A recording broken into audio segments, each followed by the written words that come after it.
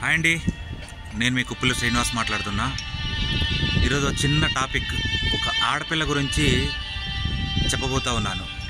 ఏంటి ఆడపిల్ల అంటే ఆ మీనింగ్లోనే ఉంది, ఆడపిల్ల. ఈడపిల్ల కాదు, ఆడపిల్ల.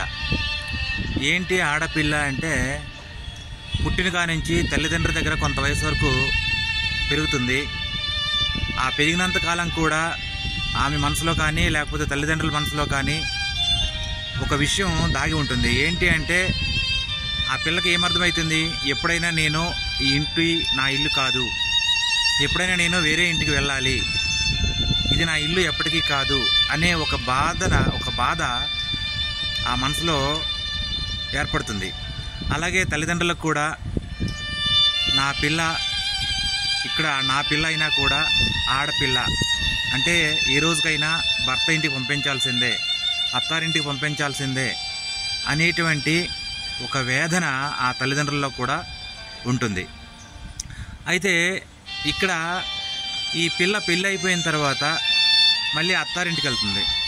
అత్తారింటికి వెళ్ళిన తర్వాత ఆ భర్త ఏం చేయాలి, సరే ఒక ఇంటి నుంచి ఇంటికి వచ్చింది కదా అని చెప్పి తన సొంత ఇంటినే మరిపించేలాగా, సొంత మనుషుల్ని మరిపించేలాగా ఆ భర్త ప్రవర్తిస్తే ఆ పిల్ల హ్యాపీగా ఉంటుంది. అలా కాకుండా ఒక నరకాన్ని చూపించి, ఎప్పుడు టార్చర్ చూపిస్తూ, ఎప్పుడు రకరకాలుగా ఆమెను ఇబ్బంది పెడతా ఉంటే ఆ పిల్ల పుట్టింటికి వెళ్ళలేక, ఇక్కడ భర్తింటి దగ్గర ఉండలేక, అంటే భర్తిల్లు అది, అక్కడ కూడా సొంత ఇల్లు అంటూ ఏమీ లేదు. అక్కడ కూడా ఎంతో గౌరవంగా మర్యాదగా తన బాధల్ని తన కోరికల్ని అన్నీ విడిచిపెట్టి అతని కాళ్ళ దగ్గర ఉంటేనే ఆ మర్యాద కూడా వాళ్ళు ఇస్తారు, లేకపోతే ఆ మర్యాద కూడా వాళ్ళు ఎవరు. అది కూడా భర్త ఇల్లు అంటారు. అది కూడా ఒక ఆడపిల్లకి సొంత ఇల్లు కాదు, అది కూడా భర్త ఇల్లు. భర్త దగ్గర ఏదైనా కష్టం వచ్చినా, అత్తారింటి దగ్గర ఏదైనా కష్టం వచ్చినా చెప్పుకోవాలంటే ఒక కన్నారింటికి వచ్చింది అనుకో, ఇక్కడ కూడా ఆమె 2 రోజులు 3 రోజులు మాత్రం ఉండగలదు. ఆ తర్వాత ఇది నా ఇల్లు కాదు, నేను ఎప్పటికైనా వెళ్ళిపోవాల్సిందని మనసు మార్చుకొని మళ్ళీ అక్కడికి వెళ్ళిపోతుంది.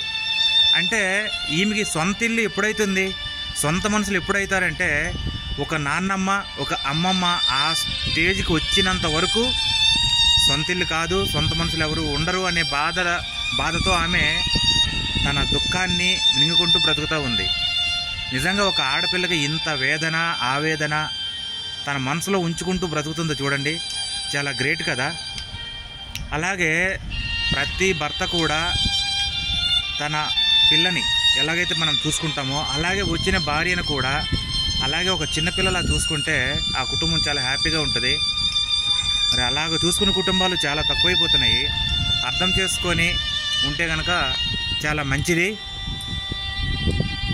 ఆడవాళ్ళు కూడా అర్థం చేసుకొని, ఓకే నాకు సొంత ఇల్లు అంటూ ఏమి లేదు కదా, నా భర్తకి వెళ్ళిన తర్వాత నా భర్త దగ్గర జాగ్రత్తగా ఉంటాను, అతని ఆలోచనలతో నా ఆలోచన సమానం చేసి, అతని యొక్క కష్టంలో నా కష్టాన్ని సమానం చేసి, అతని యొక్క బాధలో నా బాధని పాలుపంచుకుంటూ బ్రతుకుతాను అనేటువంటి ఒక రకమైనటువంటి ఆమె యొక్క మనసుని కంట్రోల్ చేసుకుంటూ భర్త దగ్గర ఉంటే కొంతవరకు వాళ్ళ కుటుంబం మెరుగుపరిచే అవకాశం ఉంటుంది.